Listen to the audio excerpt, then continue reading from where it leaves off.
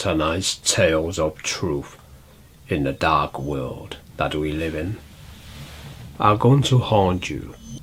They're going to make you check under your bed. So come join me on Nightmare Truth.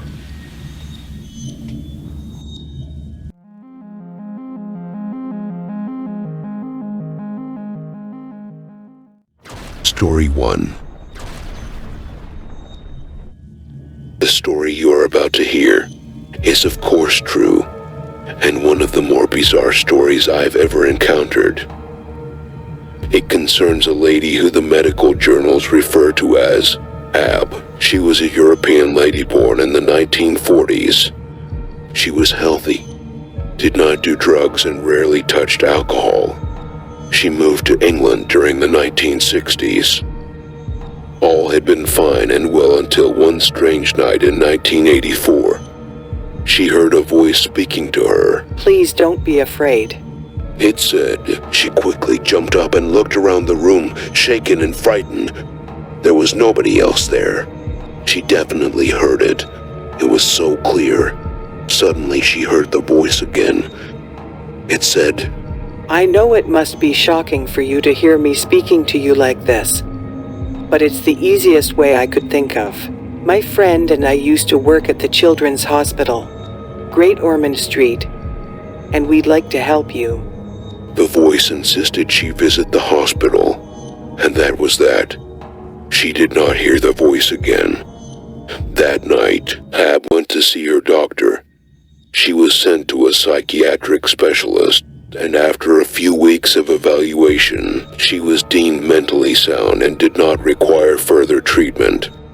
Well, that was that, or so she thought. She was on her holidays or vacation, as some of you may call it. She was having a nice relaxed time when once again, a voice began speaking to her. She thought, this isn't real. It can't be. But it sounded so real it frightened her immensely. The voice gave her firm instructions. The voice insisted she must fly home to the UK immediately, as she had an urgent medical issue she must deal with, or she may die.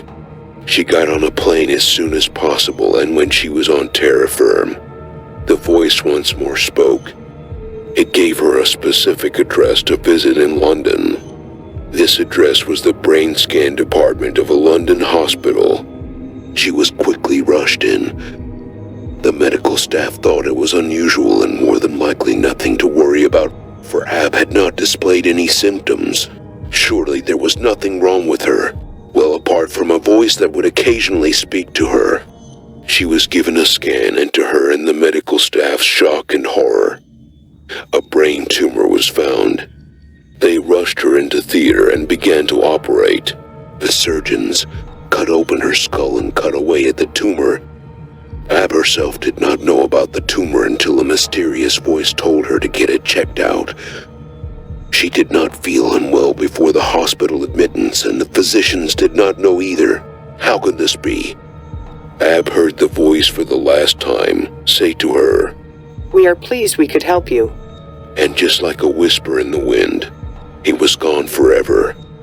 Ab had never heard the voice, or any voice for that matter, speaking to her in a mysterious, possibly supernatural way. And she never heard another voice again. The voice saved her life. Story 2. Yuri Gagarin was a Soviet hero, the first human being to ever reach outer space, in the month of April 1961. He wasn't just a hero in Russia, he also became a national hero. He was friends with fellow cosmonaut Vladimir Kamarov, a controversial figure in the history of Russia's controversial past. Vladimir Kamarov was assigned to pilot the Soyuz 1 mission, scheduled to fly April 1967. It was an ill-fated mission, a mission knowingly taken on, even though it would surely mean imminent death. The Russians were desperate to win the so-called space race. the Soyuz 1 spacecraft, if successful, would eventually allow Russian cosmonauts to be ferried to and from the moon. The Russians were determined to do this before the US could achieve such a thing, so desperate they were willing to risk the lives of their courageous astronauts. This was a race where there would be no winners. Unmanned test flights had been done with 2 Soyuz spacecrafts, both of which were unsuccessful, yet according to the Russian space operation, there was enough there to proceed with a manned flight. Kamarov was picked. Should he not be able to make the mission, then national hero Yuri Gagarin would be the follow-up pilot, something that would have a profound effect on the outcome later on. Several faults were reported by the crew of pilots, with Komarov and Gagarin and the rest of the crew having major concerns. When the ship had developed over 200 faults, from design issues to evacuation problems, the date of the scheduled flight could not be changed, and time was running out. Kamarov and Gagarin and the crew had had enough. They prepared a 10-page dossier that highlighted the many issues, the fact that pilots' lives were in danger, and how the flight date should be changed due to the growing concerns. The dossier was handed in, but nothing came of it, and anybody who tried to take it further was demoted or fired. They were, it seemed, expendable. Kamarov felt he may die. He spoke to a few of his friends and said his goodbyes, just in case. He knew if he pulled out of the mission, his career was over, and he may also be condemning the follow-up pilot and his friend Yuri Gagarin to death. Kamarov told a friend when asked why can he not pull out of the mission. A crying Vladimir Kamarov told his friend that would mean Yuri Gagarin may die, and he had to protect him. He had to make sure he stayed safe. April 23rd, 1967, the day of the doomed flight had arrived. A quiet, disconcerted Kamarov entered the ship, and soon it was up in the sky. Close to heaven, maybe. Who knows?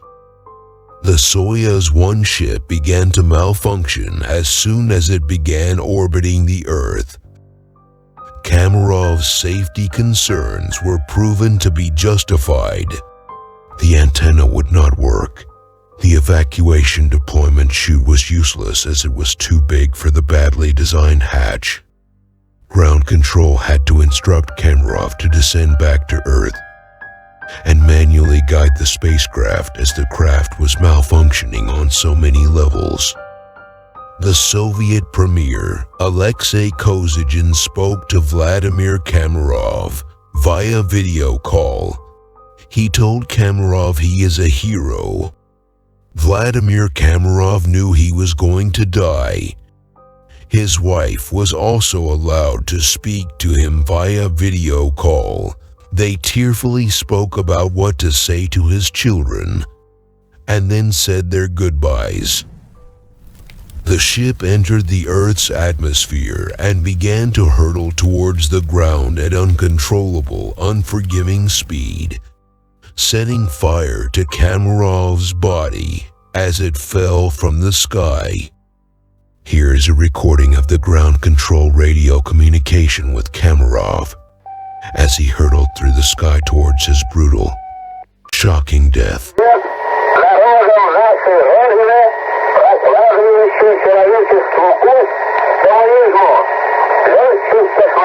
It exploded upon impact. The impact was so severe, it flattened the craft to the size of just a measly 70 centimeters in height. What was left of Vladimir Kamarov's body was next to nothing, just a burnt-up small piece of decomposed flesh. It was horrific.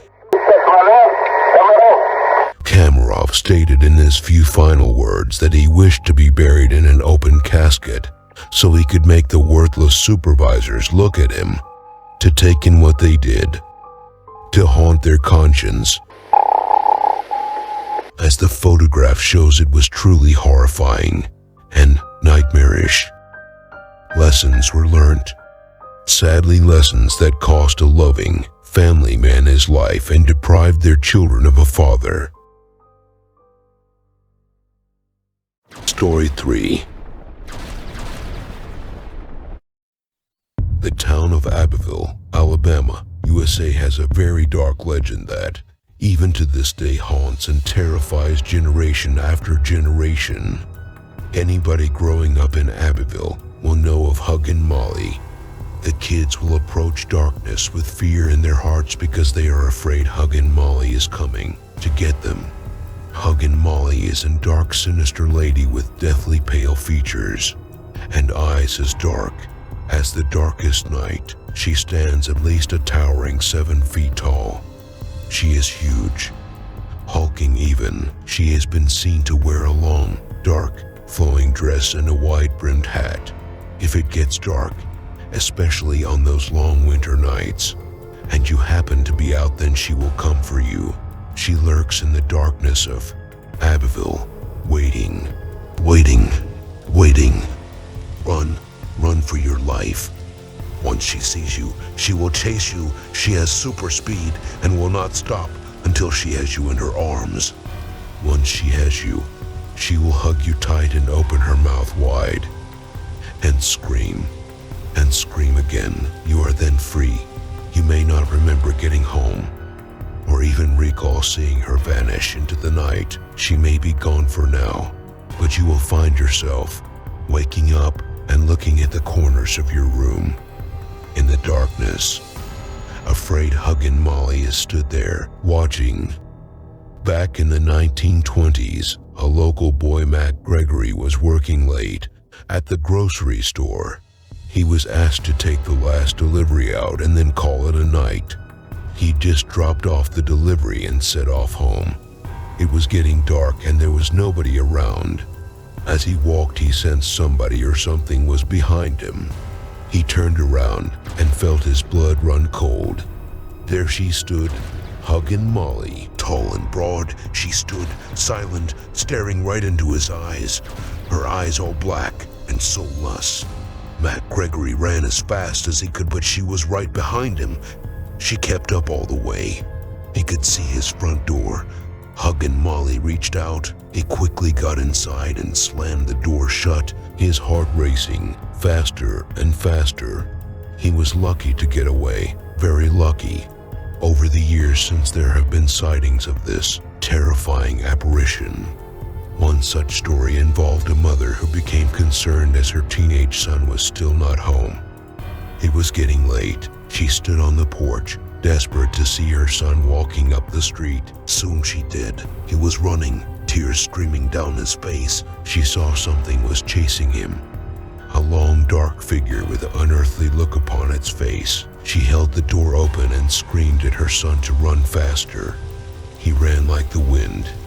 Huggin Molly was right behind him. He got in and his mother slammed the door shut. They did not even look outside to see if Huggin Molly was still lurking in the dark.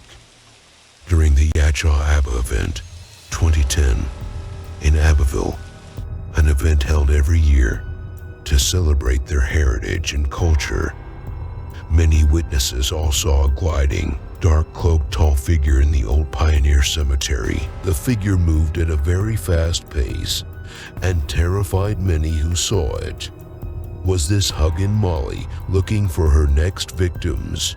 Where Huggin Molly comes from, nobody is sure. It is believed by many to be the mourning, albeit scary, spirit of a woman whose child went missing late one night. She searched and searched through the night, but never saw her child again. Distraught and haunted by grief, she now runs at children who are out late at night in the town of Abbeville to scare them home to safety. Good golly, Miss Molly, a whole lot of scaring going on. There are stories about a college professor who became angry at the kids staying out late, so he would dress up as Huggin Molly and scare the kids half to death.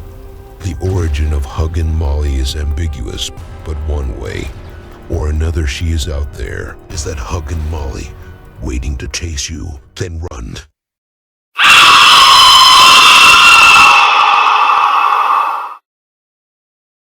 After hearing those tales, are you creeped out?